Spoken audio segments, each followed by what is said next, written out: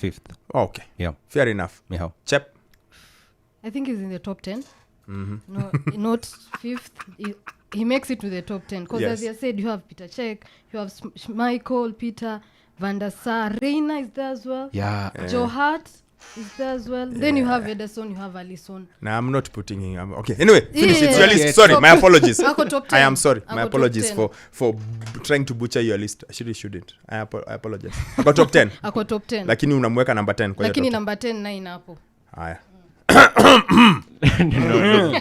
I'm not saying anything Stats guy. ridiculous. Onana. I've not had time to jumble everything up, but from a Conveniently. United standpoint, I think there are 2 guys ahead of him. Kasper Schmeichel obvious. definitely, and Not Kasper. Peter. Peter Schmeichel. Sorry, Peter. Peter Schmeichel. Yeah, and Edwin van der Sar. Peter. Quick the recovery greatest. to him. So definitely he's not ranking top 3 in the entire Premier League list, because you still have to consider, as Teddy has talked about, the likes of Peter Cech in that list. So where would you rank him? I'll put him top on longevity. Not top 5, top 6. Yeah. 6 it falls in. Well, it's obvious he's the greatest. You keep that bad is Peter. Yeah. Who's the Yes. greatest keeper PL has ever had. You can toss at me. I think that's just the way it is.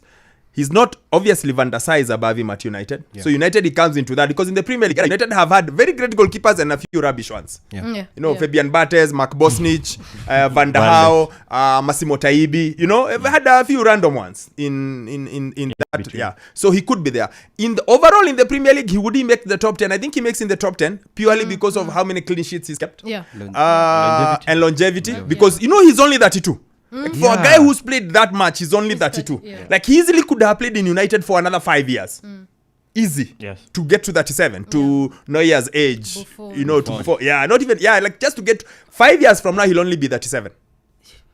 He's Yes. so young. Yes. Still, yeah. He's still so young. In the Premier League, no, of course, I don't think he makes the top 5 because you've got to put Schmeichel, you've got to put Peter Cech, Yeah. you got to put Van der Sar. Okay. Reina. You got to. No, I'm putting Reina ahead of the hair. With all due respect. Nah,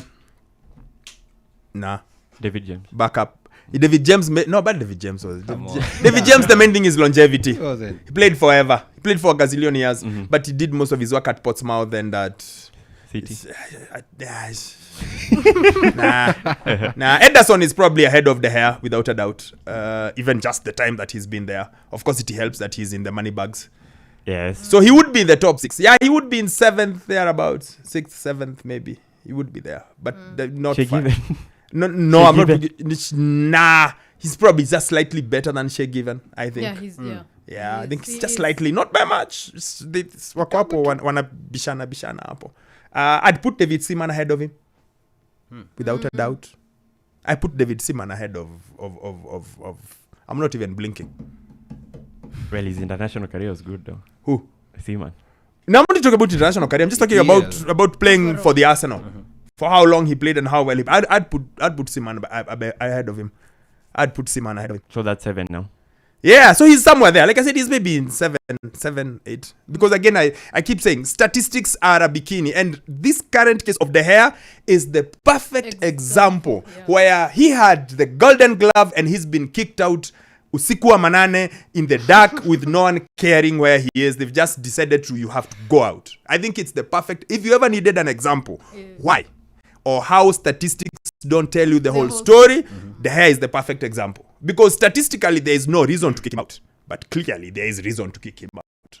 Yes, and that's why, in response to the barrage I'm getting from announcing on Twitter, I think it was a bittersweet moment. Yes, there is the fact that he's a club legend and probably should have been given a fair. I think even Bruno Fernandes said it. Yes, And he talked yes, about he tweeted. Yes. He said something like he should have been allowed to say your goodbye on the pitch and to the fans. Yes. And it was very pointed that he said goodbye fans and thank you Sir Alex Ferguson and nothing else than that. Yes. So I agree on that, that he should have had better send-off. But on the other side, and that's the point that you brought up, the last 5 years haven't been so good for him.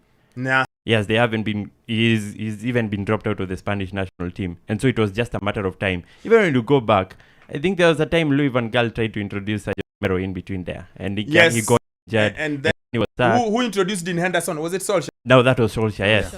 Sure. So you can see there were some moments where every manager tried to take him out, and then something happens. Something happens, and De Gea comes back. And also maybe to be fair to De Gea, the main reason they've been trying to remove him, whether it's Luis Enrique in Spain, whether it's Solskjaer, whether it's who, it's not been really because of the way, because he's gone down quality-wise.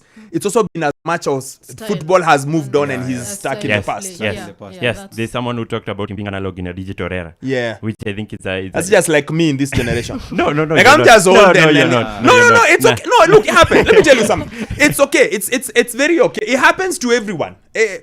Every once in a while there'll be a switch in a generation and you'll be left behind. Now, for example, this is in football. In NBA, centers are no longer the in thing. Well, okay, now they are not. No, it's coming back. It is right now. Look, they're valuable. If you go back to the late 80s, I didn't say valuable. I said you go out to the 80s. Yes. The centers always went fast. Yes. In the draft and in everything. Nowadays, people go for what? Point guards. Point guards and guys who a 3-and-D guy and a big guy who can shoot. Like all of a sudden, your ability. If Dikembe Mutombo was in this generation, he would not be as famous and as big as he was in the 90s.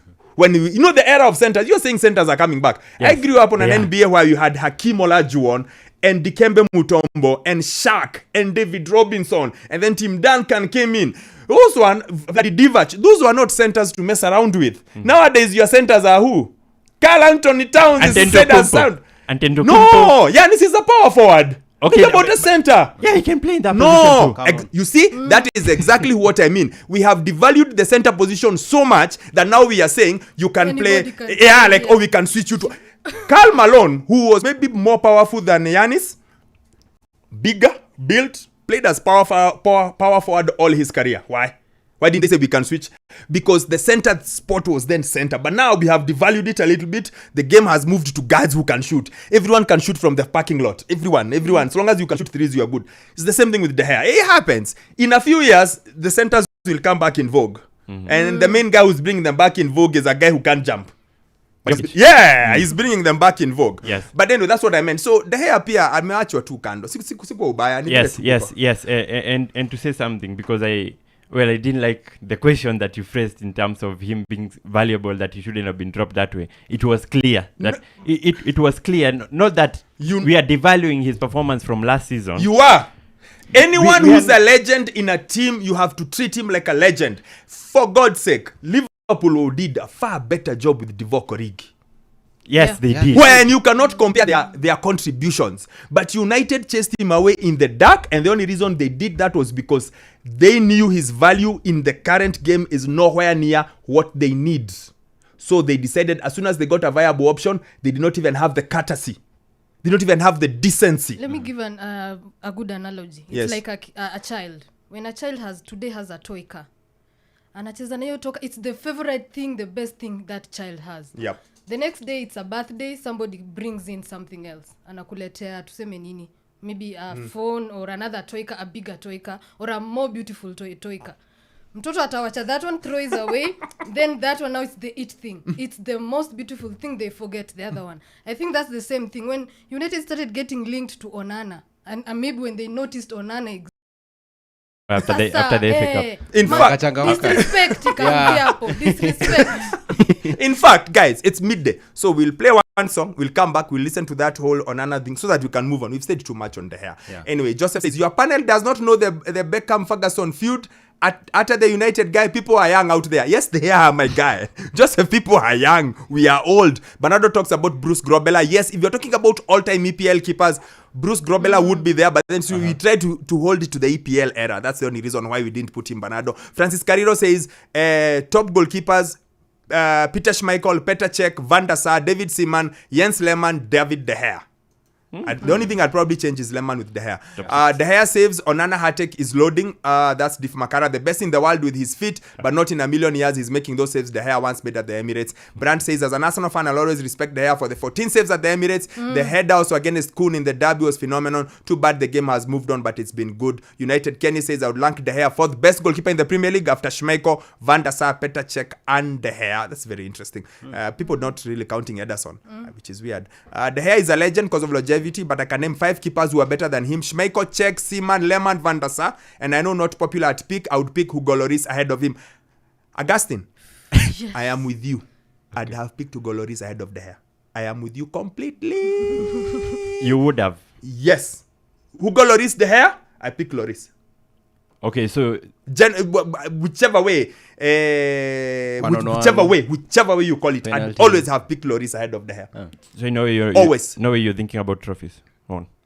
Even if I think about trophies one, because De Gea is a World Cup winner. But anyway, I'm not De Gea, the other one. Yeah, Lloris Lloris is a World Cup winner. Yeah, it's Club career, nothing. yeah, but then again, you play for Spurs.